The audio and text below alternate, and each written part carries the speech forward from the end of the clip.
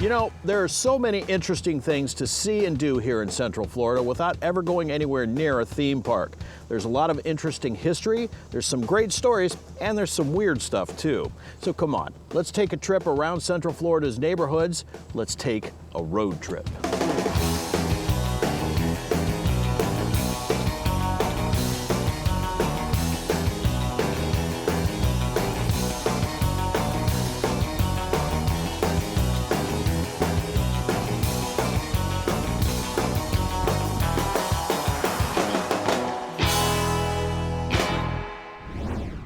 Hello everyone, I'm Dr. Phil Hoffman and welcome to the Central Florida Road Trip. Today we're making a stop in Lake County in the city of Mount Dora.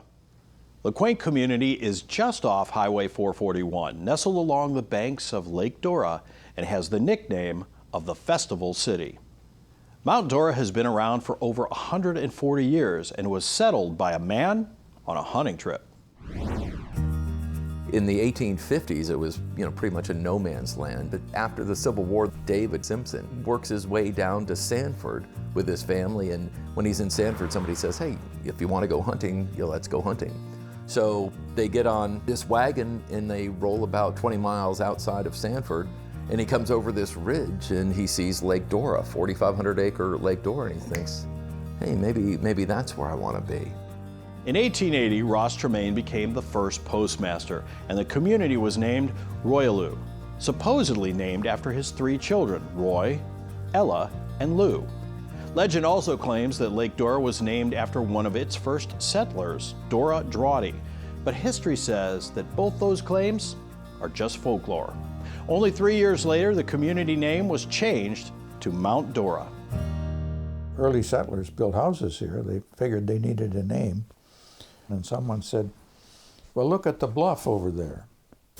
They said, let's call it Mount Dora. The mount would attract northerners who had heard that Florida was flat, and it did. That's how it all was getting started, people sensing an opportunity here. And then a guy named J.P. Donnelly shows up, and if you come into Mount Dora at any time, you'll come down Donnelly Street, you'll see Donnelly Park. It was this guy, he was sort of I don't want to say a P.T. Barnum type, but he was definitely a promoter, and I think he had a little bit better sense of the potential of this place. And they start thinking of something called Chautauqua. These camps would go into these small towns and they would set up for a week or 2 weeks or so, and people would flock into these small towns and they would go and listen to orators, they would listen to a concert, they'd listen to a lecturer talk about the Fiji Islands or whatever it was. They think about this in 1886. By the following year, they had their first Chautauqua. The South Florida Chautauqua was started in Mount Dora around 1886. The railway had just begun to cut through from Sanford up to DeVaries, and they got a stop right there for the Chautauqua property. They put a 1,500-seat auditorium there, and it was immensely popular. People came from all over Central Florida for this 10-day event. It had this very northern spirit to it, and Mount Dora after that point became a winter resort, and snowbirding was immensely popular, people coming in. So this New England of the South idea started with the Chautauqua.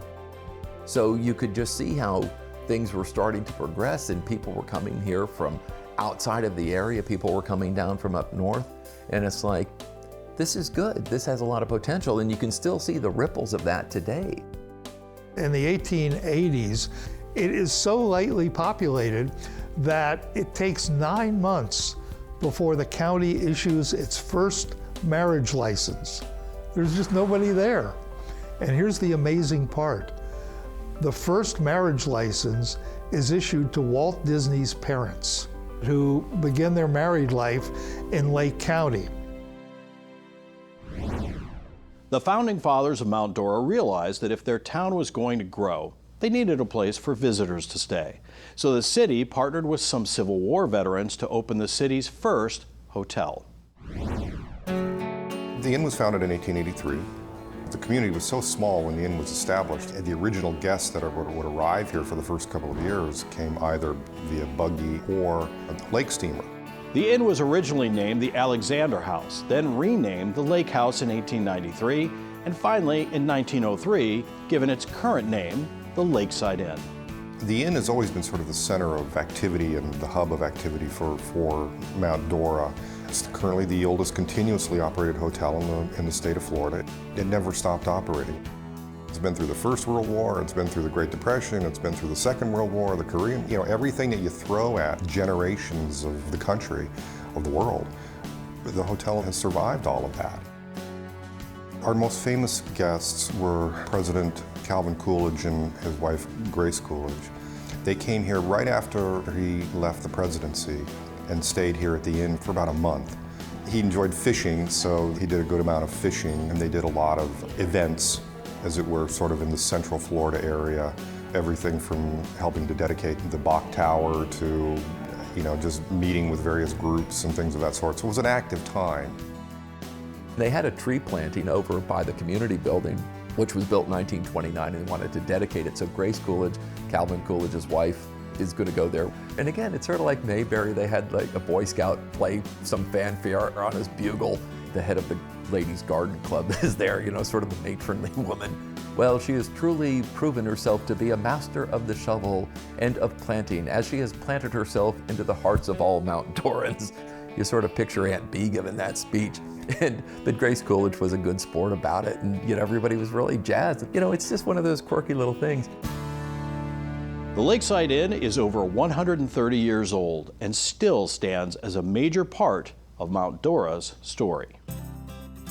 I think old hotels like this, they're very much part of the fabric of the community and the destination and such. And I think that places like this, as they've developed history, their level of importance just continues to rise, as it were. And I think saving it and preserving it is really important.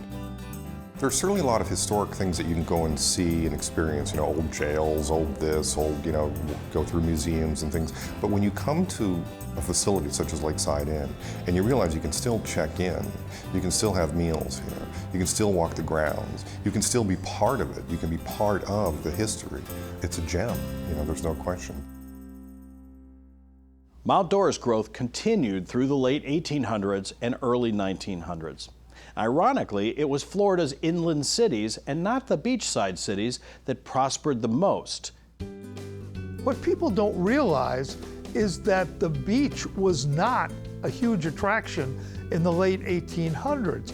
That's why Henry Flagler built the Ponce de Leon Hotel in St. Augustine downtown. People primarily wanted to go inland and stay on the lakes. Having a suntan was not a particularly popular thing. For men who had good tans, it was a sign that they were a laborer, a poor person, because they had to work outside. So that's why the inland cities grow. In 1959, author Pat Frank, who lived in nearby Tangerine, Florida, wrote one of the first apocalyptic novels of the nuclear age. The story is centered on a small Florida town that somehow is spared the ravages of the nuclear holocaust. The fictional Florida town of Fort Repose in that book was based on Mount Dora. Pat Frank had been a former intelligence officer in World War II, and you can read this book and see he's writing about Mount Dora. Everyone locally who knew him thought, well, this guy's got the inside track, so maybe what he's writing about is actually going to happen. So this group of families got together, about 20, 25 families, and they all said, we better get ready. This book was about a nuclear strike that hits several places around the country. The United States is thrown into war with Russia, and this little town is cut off from the rest of everywhere else, and that's how these people sort of survive. So that book was published in 1959, and suddenly everybody starts building bomb shelters. And a group of wealthy Mount Dora residents, about 25 families in all, paid for a 5,000 square foot underground nuclear fallout shelter called the Catacombs. They dug a pit about 100 by 100, about 15 feet deep, and built living quarters, about 25 rather small rooms for the families that had contributed to this. You went down a flight of stairs and there was a steel door, and you got in, and then you got to your place where you lived. They had guns and ammunition to keep other people out who hadn't contributed to it. They had fresh water systems, purification tablets for water, something to purify the air that was going to go down into the catacombs and keep these families alive. They had jars of seeds, they had 10,000 rounds of ammunition, guns. It's America's largest privately owned nuclear fallout shelter. Fortunately, they didn't have to use it, but it still exists to this day. The location of the catacombs is a closely kept secret among a select few in the Mount Dora area. As you might expect, the shelter today is in horrible shape, since it was basically abandoned some 50 years ago. There are a few people who know about its location. There's a lot of local lore about where they might be located. Someday it will be found. But for now, it's still a secret place in Mount Dora. In addition to Pat Frank, another noted author lived in the area. Napoleon Hill, who in 1937 wrote Think and Grow Rich, lived in Mount Dora during the 1930s and 40s. His large house was called the Castle, and it overlooked Lake Dora with a swimming pool on the roof. It was torn down in the 1980s. Mount Dora is a well-preserved community. Despite all the growth through the area over the years, the city has managed to maintain its small-town charm. That, in part, is thanks to the vision of one of the original owners of the Lakeside Inn, Dick Edgerton. People come here to this day and they see this beautiful little village and they come for the festivals and everything looks absolutely great. It looks like, it's the people are straight from Central Casting. It's almost like a movie set. It's so real, it looks fake because it's so picture perfect. Probably the biggest thing that saved Mount Dora is where the highway is. In the late 1950s, old 441 came right through the center of town. It was like, we need a better highway. Well, we'll just expand it. And half the town wanted the road expanded. Half the town said, hey, if you do that, you're going to destroy the character of this town that we've been working on for the last, 80 or 90 years. Let's not do that. And Mr. Edgerton, to his credit, he could have benefited most of all because a highway right through the center of town would have brought people right to the doors of the Lakeside Inn, and he could have benefited from it. But he, like a lot of the visionaries who created this town, he looked past his own personal gain and said, what's best for the community? So when you come to Mount Dora today, you'll see what happened in the 1950s saved Mount Dora for future generations. So this little nucleus of the town had been protected. So Highway 441 stayed on the outskirts of Mount Dora. But in 1981, another highway came right through downtown. This time, it was the Honky Tonk Freeway. Hollywood came calling and transformed Mount Dora into the fictional community of Ticklaw. This movie, Honky Tonk Freeway, comes to town. William Devane's going to be the star. Jessica Tandy's in it. I think Hume Cronin is in it. Howard Hessman is in it. All these big B and A-level Hollywood stars are coming to town. City Council signs off on it. If we've got this director and these actors and this $25 million budget, which at the time was a lot, they're going to come to Mount Dora and we're going to give them carte blanche. We're going to make things happen for them. A subplot in the movie required Mount Dora being painted pink. Hey, sounds good to us. These folks are from Hollywood. They let them paint the town pink. Another subplot of the movie is an elephant called Bubbles is going to water ski on Lake Dora. So they do it, and they have this movie patched together, and the movie comes out, and it's a complete bomb. They didn't have a theater in Mount Dora to show it, so they got the Tropic Twin Theater up in Leesburg. The movie premiere is going to be there. Honky Tonk Freeway, Hollywood celebrities, Governor Graham, senators, there's congressmen, and they sit down to watch this movie, and it's like, this is going to be great. Everybody hated it. It's one of the funniest / saddest, stories in Mount Dora history. Honky Tonk Freeway only made a little over $2 million at the box office and wound up producing an $11 million loss for the investors. Today in Mount Dora, there are several spots where the most photographs seem to be taken: the Donnelly House, the Lighthouse, and the train depot. The Donnelly House was built back in 1893 by the first mayor of Mount Dora, J.P. Donnelly. It was built as a gift for his new bride, Annie Stone. The house is truly one of Mount Dora's landmarks, and in 1975 was added to the U.S. National Registry of Historic Places. Over by the lake stands the Mount Dora Lighthouse. It's the only registered inland freshwater lighthouse in Florida. The structure was built in 1988 and stands about 35 feet tall. It's made of bricks and covered with stucco and stands sentry over the port of Mount Dora. The old Atlantic Coastline Railroad Depot is also listed on the National Register of Historic Places, and it now serves as the home to the Chamber of Commerce. Another iconic spot in Mount Dora is the Ice House Theater. It's been the home for local theatrical productions in Mount Dora for more than 70 years, and it's still going strong. Surprisingly, the inspiration for this theater did not come from actors, but rather from a soldier. My brother Bill was in the Army in Battle of the Bulge. He became shell-shocked.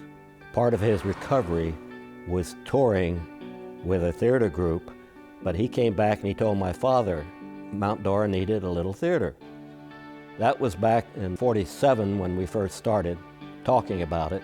They looked around, found this old ice house where they used to make ice. It was no longer being used because refrigeration, of course, was common. It was post-war years, and people weren't getting ice delivered in blocks anymore. So the people who rented it to them for $100 a month, after gutting the theater, they built in a wooden stage and put in 200 seats. There was no lobby. You walked right in off of the parking lot, right into the auditorium. At the opening week of the first show in February 1949, it was a show called Return Engagement, very silly little comedy set at a summer stock theater about putting on a show in the barn kind of a situation. So it was very parallel, and I'm sure it's why they chose the show. The week that they were getting ready to open, the building inspector came down to give them sign off on everything, and he said, well, that's fine, but you can't open because you don't have any bathrooms. They forgot that they were going to have 200 people there the following weekend and no bathrooms. So somebody quickly got a plumber and they built a sort of outdoor bathrooms, lean-to kind of situation in order to get open. They opened on a Monday night. They ran the first 4 performances, sold out, and then they added an extra show another week later because there was so much demand for tickets, and that was the beginning of it in '49. They were very ambitious with the work that they did. They did 6 to 8 shows a year in the first 10 years, so they were very, very busy for those first 10 years down the lakefront, saving money, trying to get another building built, because every time the train went by across the street, the play had to stop because the trains were so loud and the train tracks were about 15 feet away that it was clear that they weren't going to be able to continue to produce theater that way. The city of Mount Dora finally donated this piece of property here where we are on the corner of 11th and Unser, and then the theater raised the money to build the building. We are still today in the same building. Some improvements have been made through the years. Significantly in 2011, we did a full lobby remodel. But the organization is going into its 70th season now. So it's quite an interesting storied history. I think it really has been a significant cultural cornerstone. I've been here 25 years as an actor. I came down here in '92 from Chicago with no intention of staying. And here I am 25 years later running the place. And that was just because it was a lovely organization to become involved in. And hopefully 70 years from now, somebody else will be sitting here telling you about the theater. The original Ice House Theater was located on Charles Street down by the waterfront. Today, a monument stands there to commemorate that legacy of producing a love for local theater. The Ice House Theater will forever be a part of Mount Dora's charm. Mount Dora is home to 2 of the longest running and largest outdoor events in the country. For over 40 years, the Mount Dora Art Festival, and for 30+ years, the Mount Dora Craft Fair. Mount Dora is indeed the festival city. Thanks for being with us on this edition of Central Florida Road Trip. Join us next time as we continue to discover our tradition-rich history that still surrounds us all today, right here in Central Florida. I'm Dr. Phil Hoffman. We'll see you next time on Central Florida Road Trip.